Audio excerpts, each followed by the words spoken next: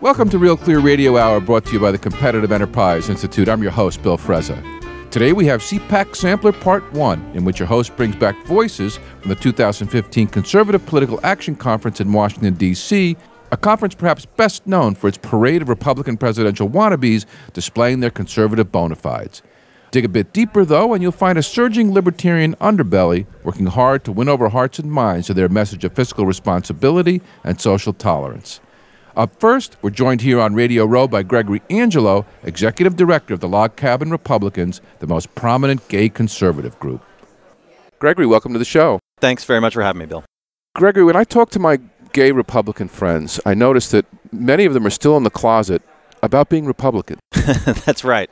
Why are you and the Log Cabin folks fighting so hard for recognition and participation in the Republican Party? You know, what's interesting is that there's the old trope that I'm fond of saying I feel in many cases far more welcome as a gay man in Republican and libertarian and conservative circles than I do as a conservative in gay circles, right? So in some ways, when you are a gay Republican, you have to come out twice. You come out as gay, and then you have to come out to your friends and say, oh, by the way, I'm a Republican. Oftentimes, they stop talking to you at that point. Yes, that's right.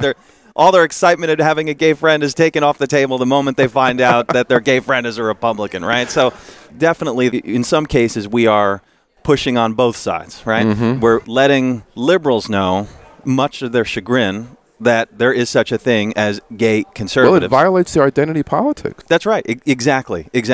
And here's the thing, too. You know, we are often asked, how can you possibly be gay and Republican, whether it's by liberals or people who are just curious about what they see as some sort of contradiction. They think your sexuality should define your politics. That's right. Or we're expected, just because we are gay, to suddenly agree to the entire liberal ideology that includes, you know, everything from their views on the welfare state and identity politics to things like support of marriage equality that we are supportive of. But here's the thing. I will look at the Republican Party's platform, and certainly I have some disagreements with that, but it's only a handful. I will look at the Republican Party's platform and conservative ideology about empowering the individual, the liberty movement, and say, wow, I agree with 95, maybe even 99% the Goldwater of Reagan what I'm seeing there. As opposed to the Santorum conservatives. Fair enough. Although, you know, there are some we might be making some news on your show here. There are some interesting populist messages that even Senator Santorum delivers. I certainly disagree with him on the social issues, and he is sort of clings to those with kind of strident, white-knuckled grip that you don't see among some others. But I point this out to say we probably have far more in common with most conservatives than we do that we disagree with. And I counter that by saying I will look at the Democratic Party's platform, and great, they support marriage equality. But I disagree with 95% of what I see in their platform. So I see a lot more common ground with conservatives, with Republicans. I see a greater opportunity that we can make for making the conservative case for things like marriage equality. I mean, I think it's interesting to point out, some of your listeners might be interested to know, that Log Cabin Republicans was one of the first gay organizations that was pushing marriage equality, same-sex marriage, much to the chagrin of individuals and organizations on the left that thought marriage is a quote-unquote heteronormative institution. It is a remnant of bourgeois society. And instead of fighting to assimilate into American culture in this institution of marriage, we should be fighting for our unique identity and our gay culture. And the gay movement is all about sexual liberation. It is not about family values. The Log Cabin Republicans said, hold up, hold on. This was never about us being better than anyone else. This is about us just wanting the same rights, protections, responsibilities, and in some cases marriage can be a burden, right? Burdens that our straight counterparts have. So, you know, I point this out to say that there is a conservative case to be made even on those issues that people might assume we disagree with conservatives, with Republicans. We make a unique conservative case for equality issues, and we'd also make a unique case as gay conservatives for traditional conservative issues. I'm happy to talk to you about why I think low taxes should be an LGBT issue. And I'm happy to talk to you about why I think Second Amendment protections should be an LGBT issue. But that will only happen if you get a platform, and you seem to be struggling for a platform inside the party. CPAC has been kind of tough on gay Republicans in the past. Tell us about your progress. Well, yeah, I'll say this. Sometimes it's what you don't see is just as important as the things that you do. And since coming to Washington to head up log cabin Republicans, there has rarely been a Republican senatorial office, a House office, that has refused to meet with log cabin Republicans. Do you think they're starting to figure it out? I don't know that they're starting to figure it out. I think that there's definitely an understanding and a sensitivity toward the direction that this country is going. I think there is also, at least on the marriage issue, at least an understanding that any of the doom and gloom that was predicted 11 years ago when the state of Massachusetts started recognizing same-sex marriages it's going to be the end of the world. It's going to be the end of the world. Churches are going to be dogs and cats are going to be living together. None of that stuff has happened, right? So it becomes far more difficult to fall back on those reasons when you're talking about opposition there.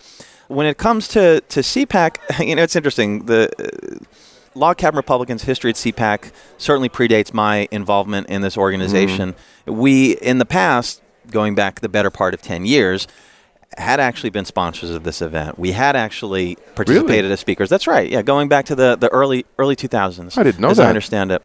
And for reasons that that are unbeknownst to me, I'm not exactly sure. Again, it predates my time at the head of this organization.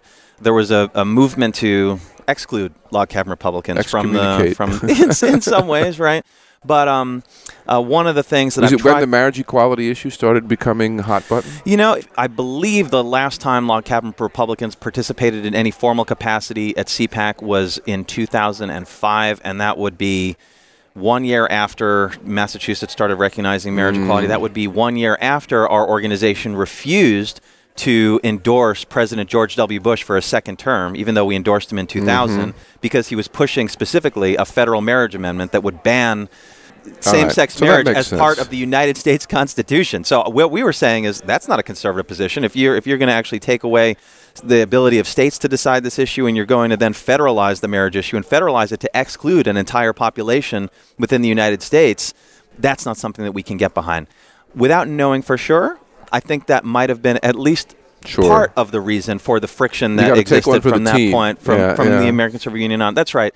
And we're asked constantly, are you gay Republicans? Meaning, do you put your sexual orientation first and foremost in the ballot box, right? Like, what are the issues that you vote on? Are you Republicans who happen to be gay? What's the answer?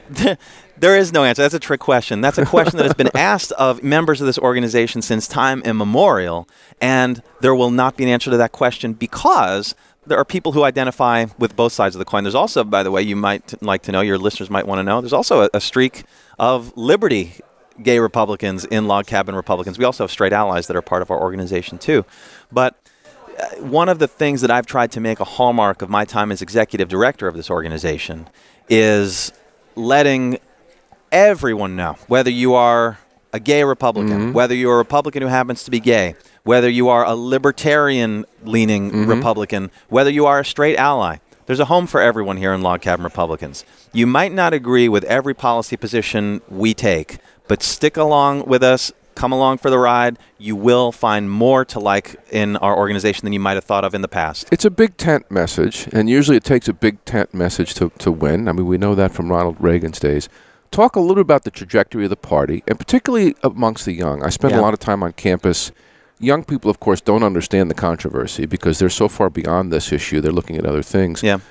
Take us ahead 10, 15, 20 years with the Republican Party. What do you see? What I would like to see is a return to Reagan conservatism. And if I may, I want to share some of the history of log cabin Republicans for some of your listeners who might not be aware. Certainly, our history at log cabin Republicans and our founding is a revelation to some of the people who are involved here at CPAC. Log cabin Republicans was started in 1977 as a group of gay Republicans in California. At the time, there was a Republican state senator who was pushing a referendum to the voters. He was a gentleman by the name of Senator Briggs, and this was known as the Briggs Initiative or Proposition 6. This is a referendum to the voters, not unlike 70s. Proposition 8. That's right. Not unlike Proposition 8 in 2008, but voters in California were asked whether or not they wanted to make gay propaganda in California public schools illegal. Meaning, is that how it was phrased? I don't know the exact wording off the top of my head, but the point is it was a gay propaganda law, and it was specifically designed to make it legal to fire openly gay teachers in California public schools. And we're talking 1977 here. This is a referendum. The Briggs Initiative looked like it was going to pass by a margin of 2-1. Overwhelmingly, in the lead up to the vote, voters were saying, yeah, I don't want any gay guys teaching my kids. Recruiting my children. Yeah, right. I remember that. Teaching their propaganda. There was a gentleman who had been governor of California in the past. There's a gentleman who had run for president of the United States in the past, and he wanted to run for president of the United States again 3 years later. His name was Ronald Reagan. He came out in opposition to the Briggs Initiative. Instead of passing by 2-1, it failed by 2-1. Interesting. In order to support Reagan, and in order to pay homage to the history the Republican Party has in equality, emancipation, suffrage, the Civil Rights Act, the name Log Cabin Republicans was chosen as a not-so-subtle tip of the stovepipe hat to our country's first Republican president, Abraham Lincoln. So here we are all these years later now, right? And what I am trying to do is, if I may, pun intended, evangelize the history of Log Cabin Republicans. Let Republicans know, let the people here at CPAC know, who lionize Ronald Reagan, that this is a man who stood up against anti-gay propaganda laws, who was far more supportive of gay individuals than I think many in the general population of America give him credit for, and even some Republicans and conservatives would give him credit for. And I'm excited here to be at CPAC this week to actually talk on this panel about Putin's Russia. And people say, what could Log Cabin Republicans possibly bring to the table? Well, these anti-gay propaganda laws that are being passed in Russia are starkly similar to the anti-gay propaganda laws that were pushed in California in the 1970s. They're the reason for our founding. So getting that message out there, I think, will go a long way to changing the trajectory of this conservative movement. One of the messages that I'm trying to get out is that now that we've been formally invited back to CPAC, you can't let the perfect be the enemy of the good. We're still going to be working toward full sponsorship of this event in the future, but there's a tremendous opportunity and a platform that Log Cabin Republicans has been given to share the same message that I've been given to you today at CPAC. So I'm looking forward to sharing that, and looking forward to showing the conservatives who happen to be gay wing of Log Cabin Republicans that we are just as actively involved at CPAC and in the conservative movement as anybody else here. Is it an aging leadership problem? I've been mingling with the crowd. This is my first CPAC, and I've asked this question. I can't find anybody who has a problem with the Log Cabin Republicans. Yeah, I mean, when it comes to CPAC attendees, we're overwhelmingly accepted here. And one of the exciting things I think about the guests and the energy here and our ultimate acceptance to speak at this panel over this weekend was not so much my powers of diplomacy, but I think more so the grassroots. When grassroots heard that we were not able to sponsor this event, that we were not even invited to participate, there was, I say, Twitter caught fire right after we put out our press release. And I believe that the grassroots call for Log Cabin Republicans' inclusion at this event was one of the large reasons why we were ultimately invited. So I'm happy to accept, honored to accept the invitation from the American Conservative Union to participate on this panel. I hope it's a step in the right direction. Judging by the way Log Cabin Republicans has been received at this event, I think we're headed that way.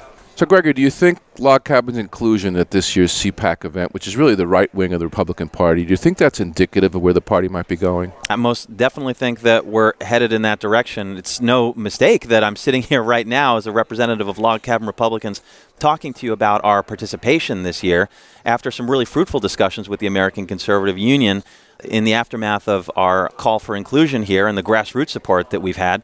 I think we've discovered, both sides, that there is far more that unites us and divides us. What's exciting to me about CPAC is that this is a platform for Log Cabin Republicans to make that message clear and to show that when we stand united, conservatives win. Greg, nice to meet you. Thanks for being on the show. Thank you, Bill. My pleasure. That was Gregory Angelo, Executive Director of the Log Cabin Republicans, here on RealClear Radio Hour, brought to you by the Competitive Enterprise Institute. I'm your host, Bill Frezza. To send us comments and feedback on this or any of our past shows, visit realclearradio.org and click on the Email Bill link. RealClear Radio Hour is a partnership with RealClear Politics, which the New York Times has called an invaluable tool for anyone interested in politics or public affairs. Next up, Heather Higgins, President and CEO of Independent Women's Voice, talks about the so-called war on women. Stay tuned.